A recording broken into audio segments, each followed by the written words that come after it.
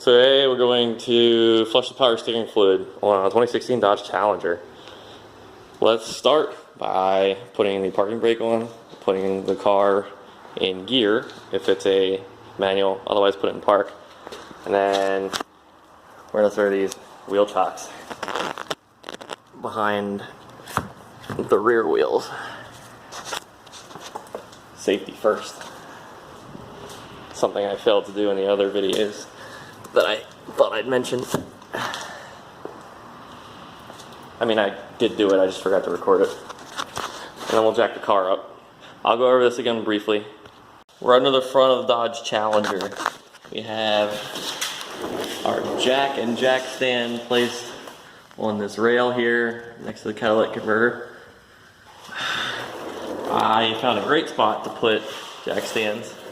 However, it's the K-member and it's behind this belly pad. So we're gonna take this off. So basically just find every 10mm bolt attached to this plastic cover you can and remove it with extreme prejudice, because we don't do that plastic shit, we muscle car boys. Why is it so goddamn hot? She put fucking out AC out here. This shit is retarded. You pay for it. Why would I pay for it? It's your garage. So what are you telling me what to do? I mean, I owe you 20. You can get like a fan for 20. No thanks. Mopar or no car? These new cars have all this plastic, unlike my old Celica. Continue to battle plastic underneath the car. Get your Harbor Freight trim removal tool and remove the trim clips.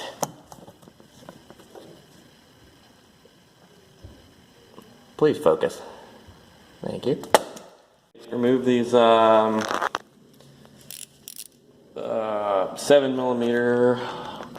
1, 2, 3, 4, 5, 7mm bolts on the lip. Learn the K-member jack stand technique. So let's put all this weight on the jack.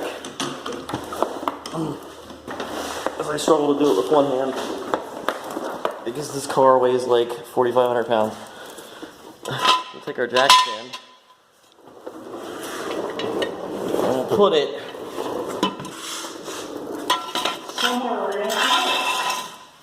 somewhere where we won't forget it. Actually, there's like 2 frames I could use here. Give me the other one. Should I use this one maybe? I could jack it up on this fucking thing. Actually, yeah, bring that other jack stand over here. Alright. We'll put them far apart. Hey guys. Alright, so I have some shop towels ready, because here's where shit gets messy. I have my drain pan sitting on my supercharger. Sacrilege. Oh god, Mopar, no car. Get your turkey baster and begin basting the fluid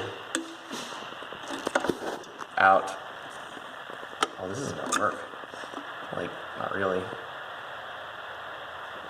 Baste it into the drain pan. Oh god, this is such a weirdly shaped thing. Okay, I guess it is working. Special thanks to Chris Fix for showing me how to do this, because apparently no one else with a Challenger knows how to do this and decided to make a YouTube video. Shout out to Chrysler for using hydraulic power steering in a 2016 vehicle. Good job, Chrysler. I gotta put this gunky shit into my drain pan. Alright, so do this, get as much fluid out of the reservoir as you can, and then we'll move on to the next step. Just find a squire, have your squire turn the wheel lock to lock. Or actually, you can do it yourself. So all the way left, all the way right, rinse and repeat. What that's gonna do is it's gonna pump fluid back into the reservoir as my camera fails to focus. Are you doing it? Yeah, keep going. Yeah, and do not turn the car on, like, at all, whatsoever. That's a terrible idea. Don't do it. Just leave the car off, leave the wheels off the ground, turn it lock to lock, lock to lock.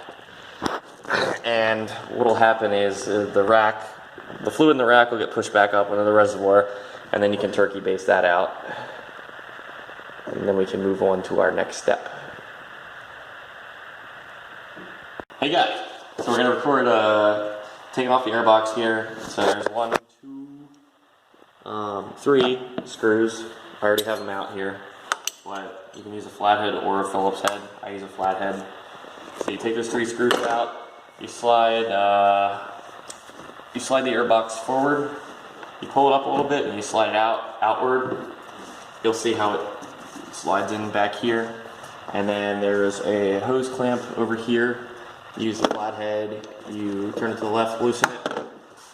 And then there's a few connectors, sensors you gotta do. So on the back side of this one here, get the back side of this, there's this gray little thing you pull up, and then it pulls the clip out. This one, you just lift up on this latch here, and then you pull backwards. And then this PCV hose, I believe that's what it is, you put your fingers here, and then you squeeze from opposite sides, and you pull outward. Sometimes you have to like hold it. Yeah, there you go. Alright. And then, so you take this whole assembly, 2 sensors disconnected, the PCV hose, this hose clamp loosened, comes off of the throttle body, your throttle body's here. So turn the wheel lock to lock several times. We're going to turkey baster the new fluid that is now in the reservoir out. I don't know if you want to record that, but I feel like that's a good barometer. Yeah, so we're below the minimum line. We've got as much out as we could. Move the drain pan underneath here, because we're going to take this hose off here. We're going to point it downwards, and it's going to hit everything on the way down, but whatever, the drain pan will catch it. They sell hose clamp pliers for this, but I don't have them, so I'm just going to struggle through this. You kind of got to wiggle it like back and forth, yeah, in a circle around the hose. And once you get it past a certain point, you just kind of like pull the hose off. Yeah, there you go. Yep, just wiggle. You gotta pull this off again. Yeah, wiggle it back and forth. Get ready for the flip. Comes. Flip. Yep. Now here's the part where all hell breaks loose, and it's just gonna spill. So get your shop towels ready. I have some cardboard underneath the drain pan, and then just like point it down into the gates of oblivion as it spills over all your other hoses and shit. You missed everything. Okay, well, whatever. We'll clean this shit up eventually. So it appears my jack was in the way. Shit happens. Wow, this stuff stinks. Okay, so if you come over on this side, you'll see a common garage occurrence, and that is what is known as a mess. So this is why we buy shop towels and not paper towels, and maybe some brake clean, maybe some cat litter. We'll figure it out. But expect this to happen when you do power steering using this method, and you know, get ready to clean shit up. But anyway, now that the hose is pointing downward, yeah, we're like not done yet. We got to get back in the car and turn the wheel lock to lock again, and this hose will spew even more fluid out. So as I take my dirty gloves and grab the phone from my buddy here, he's gonna get in and turn the wheel lock to lock as I record shit spewing from the hose onto my jack. I repeat, do not turn the car on. Just leave it off and, oh God. Man, why did I decide to become a mechanic? This is awful.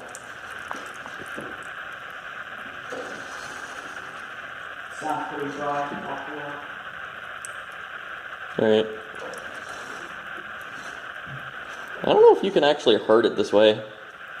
As long as the car's not on road, you're not damaging the pump, and you're just gear on gear effectively. Yeah, but they shouldn't be hot. No, it shouldn't. And the reason there's fluid is to lubricate and protect against heat. Like, well, yeah, you can hear metal on metal in the engine. Yeah. Yeah, my entire power steering fluid is now on my floor. More or keep going? Keep going. Okay, that's it. There's nothing else coming. Oh, no, keep going. At this point, the floor is already wet. Who cares? We have power steering fluid. We have Mopar. There's a label. We have Mopar power steering fluid. +4. Make sure the hose is secured tight the way you found it, pretty much. Use your pliers, wiggle it, rotate it, work your magic. So fill the reservoir up with power steering fluid and it'll bubble down. And fill it up with some more power steering fluid. Start the car up, turn the power steering pump on, get it spinning, get it pushing fluid up. What you do is with the car running, power steering pump running, cap off, have your buddy or you turn the wheel lock to lock. And what you want is, you want no bubbles in this. You want it to get to this point where you're turning the wheel lock to lock and there are no bubbles coming to the surface of that fluid anymore. Also, in previous parts of this video, I grossly overfilled it. The Challenger, at least the Hellcat, likes to expand a little bit when you turn the wheel.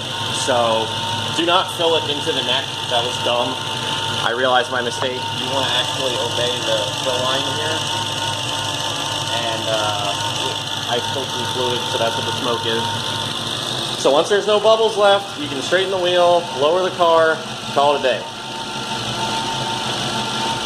Obviously go for a test drive. Keep an eye on your power steering fluid for the next few days.